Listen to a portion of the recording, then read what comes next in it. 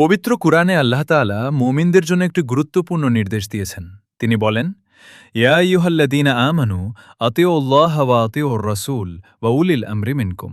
অর্থাৎ, হে ঈমানদারগণ, তোমরা আল্লাহর আনুগত্য করো, তার রাসূলের আনুগত্য করো এবং তোমাদের মধ্যে যারা দায়িত্বশীল ও কর্তৃত্বশীল তাদেরও অনুসরণ করো। এরপর আল্লাহ তাআলা বলেন, ফাইন তানাজাতুম ফি শাইইন, অর্থাৎ যদি তোমরা কোনো বিষয়ে মতভেদে পড়ো, ফারুদ্দুহু ইলাল্লাহি ওয়ার রাসূল, তবে সেই বিষয়কে আল্লাহ এবং তার রাসূলের দিকে ফিরিয়ে দাও, অর্থাৎ কুরআন ও সুন্নাহর আলোকে তার সমাধান খুঁজে নাও। তারপর আল্লাহ তাআলা বলেন, ইন কুনতুম তুমিনুনা বিল্লাহি ওয়াল ইয়াউমিল আখির, যদি তোমরা সত্যিই আল্লাহ এবং আখিরাতের দিনের উপর ঈমান রাখো। আল্লাহ আরও বলেন, যালিকা খায়রুন ওয়া আহসানু তা'ওয়িলা, এটাই উত্তম পথ এবং এর পরিণামও সবচেয়ে ভালো।